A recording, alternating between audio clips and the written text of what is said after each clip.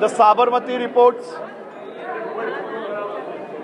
ખૂબ જ સારી રીતે રિસર્ચ બેઝડ મૂવી બનાવવામાં આવ્યું છે. હું ફિલ્મ નિર્માતાઓને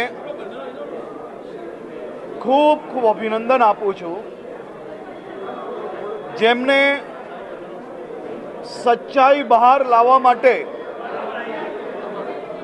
એમની આખી રિસર્ચ ટીમ દ્વારા સાચા અર્થમાં ગ્રાઉન્ડ ઝીરો પર રિસર્ચ કરવામાં આવ્યું અને દેશના ખૂણે ખૂણે આ સાચી માહિતી, સાચી હકીકતો પહોંચાડવા માટે આ પ્રયાસ એમનો ખૂબ જ સારો છે.